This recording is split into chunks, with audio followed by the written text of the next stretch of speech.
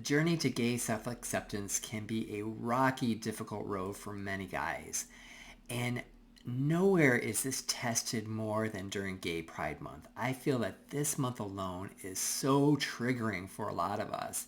It's full of contrasting beliefs and attitudes, and these feelings, attitudes, emotions, they all come into razor sharp focus in this month alone, and people just get either, it's very polarizing, and they could either go from the one extreme of like over the top displays of sexuality, throwing everything in your face, from gay caricatures to gay tropes to stereotypes, just making you sure that this is just shoved down everyone's throat. You can't escape it in the stores. You got all the branding, merchandise, you got news reports about it, you got the parades everywhere.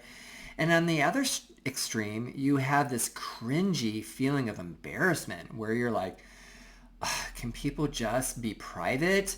Why does there have to be a whole month about this? Why do I have to hear and see all these rainbows everywhere? What is the deal? I mean, I am gay, but I don't have to go around parading it around to everybody.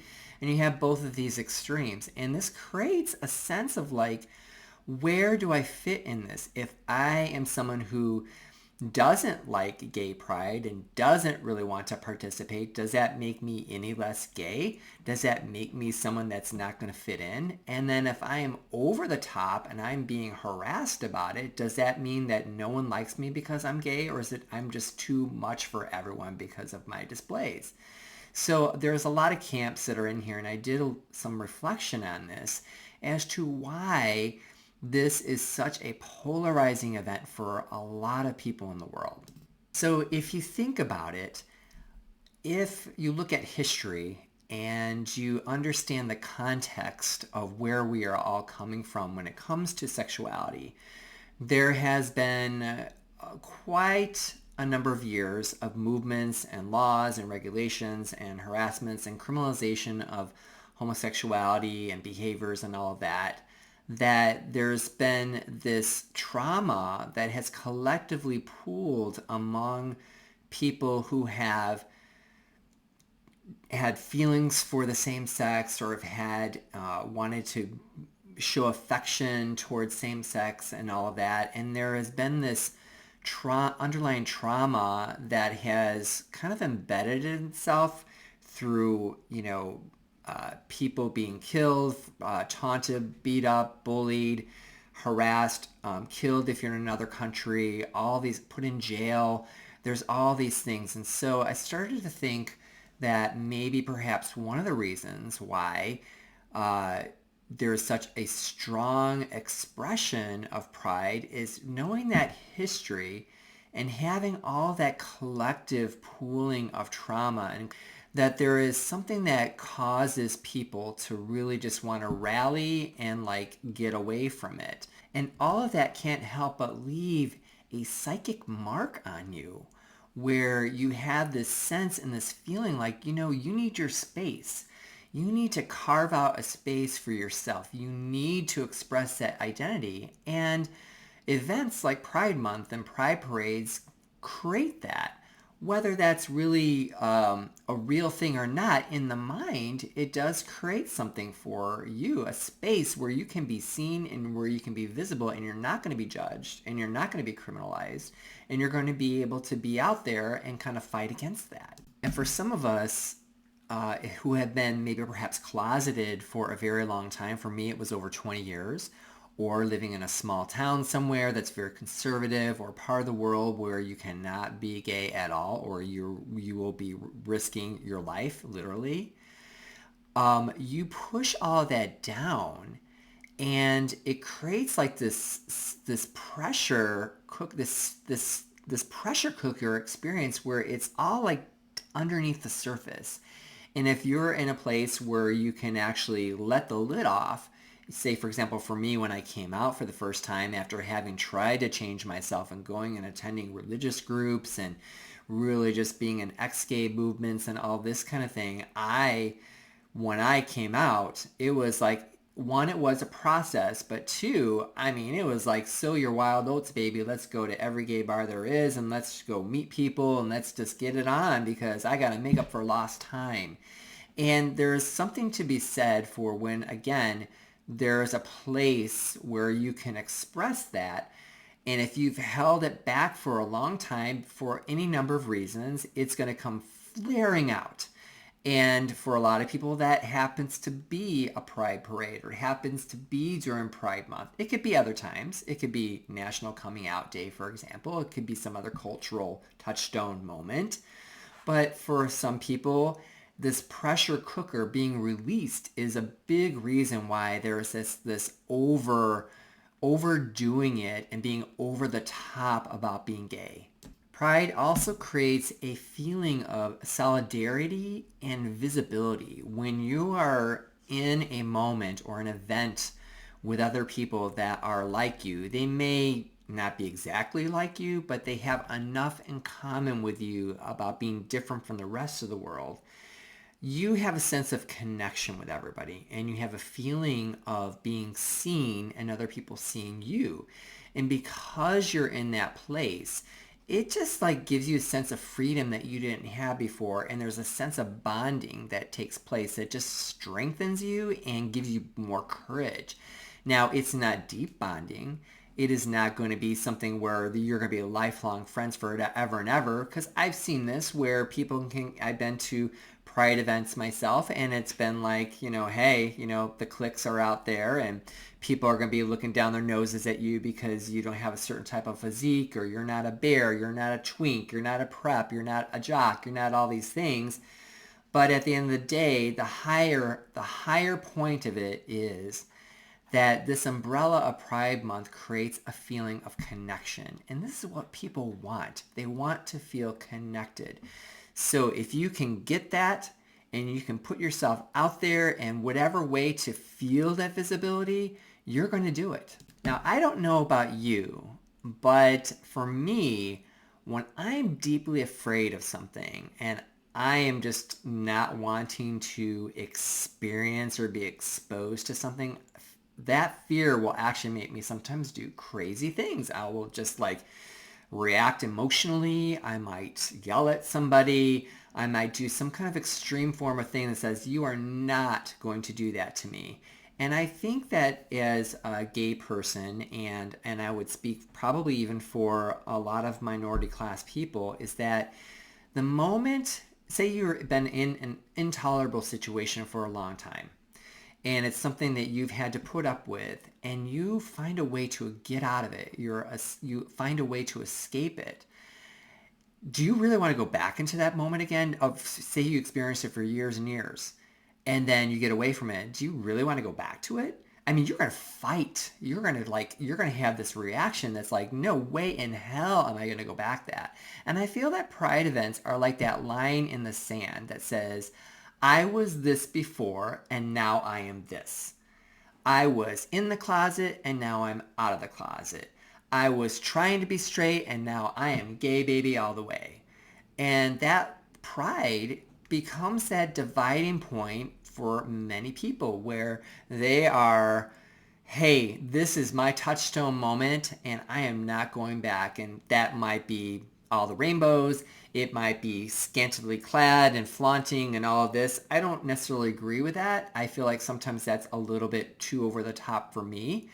But, that's the way it is. You are trying to put a stake in the ground that says, never again. And that's just the moment for you, if that's how you celebrate it. Now, I'm going to answer something because I will hear, this is like a common comment or dismissive remark that will be, well, I don't, I'm straight. I don't have like a straight coming out, and I don't have a straight parade, and why aren't we celebrating straight Pride Month? And if you, again, are someone who's fortunate to not have to be going up the stream all the time, and you can just go down, rolling down that stream like with everybody else, you won't really notice the difference.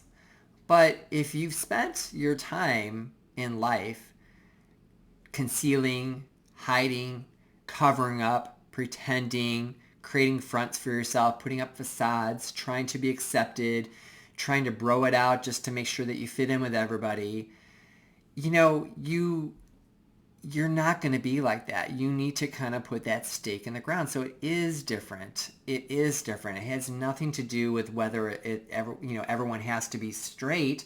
It has to do with the fact that you just need that place for yourself. And for many people, this is what that is. But I will say that that hesitancy is not limited to straight people. I've heard a number of gay men that are like, you will never catch me flying a flag in front of my house. You will never catch me like being flamboyant and wearing rainbows and stuff at work. You will never see me holding hands in public. I mean, any number of things. Why can't we keep these things private?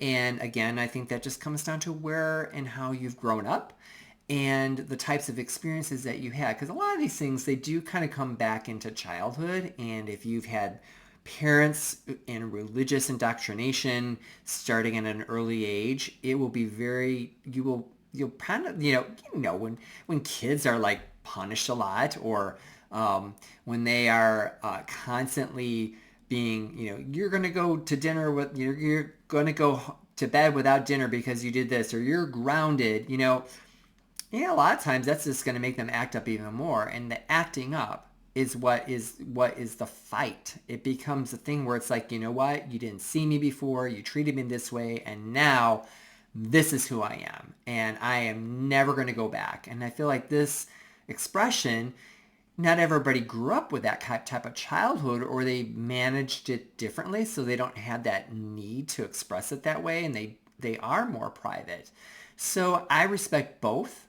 And I feel that wherever you are, that's who you are. And that's actually who you should be, and you're in the right place. And so what I would say is, when it comes to pride, celebrate on your terms. Be you. Do you, be yourself. That is like the biggest piece of advice that I would give to anybody, is just be yourself. Because if you fight and you try to suppress, and you try to push down and push out of the way, it's just going to find its way bubbling up to the top somehow. It's going to seep out the sides, and people are going to know. You're going to act up. You're going to be sarcastic. You're going to be bitchy. You're going to be all these different things because you're just not happy. And it comes down to like, are you going to be happy? What are you going to do? And this is your journey, and embrace it the way that it's intended for you. Let it unfold the way that it's intended for you. You are entitled to your feelings and your opinions. And at the same token, no one can force their feelings and opinions and beliefs on you. Yes, you have to deal with them. They're going to be around you. You can't like completely shut them out, but you can learn to navigate around them, and you can make them work for you. Personally, I enjoy Pride Month. I love decking out my dog in a rainbow leash and a rainbow bandana, and I just think it's cute, and I think it's funny, and I love the colors. To me, it's like very emblematic of things that I'm proud of, and it's not necessarily that I'm trying to force an identity out in the world. It is actually a practice that I have for myself where, for a number of years, because I came out late, I felt a lot of shame for being gay, and I felt like this was really wrong, and I was really just not accepting of myself. And being able to have a space for myself where I can say and walk around with maybe a pride emblem, a pride heart on a t-shirt, or like I said, with my dog, walking around with the pride bandana, that kind of thing. That's like a practice for me. That is like a form of self-acceptance, and it's not like I'm trying to push it off onto you. This is like, this is who I am, and I'm proud. And I have to tell you a story. Gosh, this was like, I think a number of years, well before I came out. And I was in the city, and I was it was an outing, and I remember I was at a place called Navy Pier that's in Chicago, and I had gone there for a boat cruise or something like that, and I was walking down the deck. It's really big and very crowded and all that kind of thing. And I remember seeing these two guys hand in hand. I'm like, whoa, man, that takes balls. I would never do that. I mean, wow, kudos to them. I could never, ever do that. I could never see myself doing that, because I felt like there's just no way. I'm ashamed, and I that's too scary. I linked up being gay with being bullied and teased and rejected. But I roll it way many years into the future, and here I am. There have been moments where I have gone hand in hand, not that often because it's not really my thing. But I have done other public displays of expression. I love it. There's public displays of there's public displays of affection and there's public displays of expression.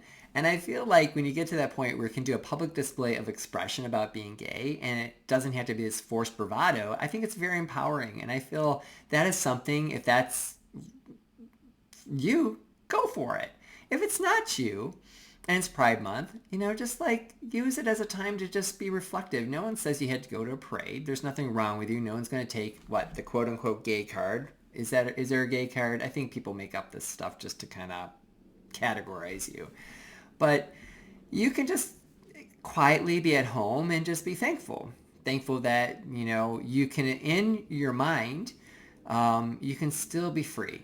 And even if you're in a country where you cannot be gay, outwardly gay, inwardly, you can still practice that. And you can still know and quietly acknowledge that you are a person of value. And you don't have to be ashamed of who you are. You can be thankful for who you are. And it doesn't need external validation. You just need your own validation. And I feel like that, if anything, that is something that I would encourage you to embrace for yourself on this journey, because it is a journey. It's unique. It's specific to you. It's not, your neighbor's journey. It's not your parents' journey. It's not your boyfriend, girlfriend's, whatever journey. It's your journey, and it's who you are. You have your life, and it's a time to just embrace that and not expect that you have to be anybody but yourself.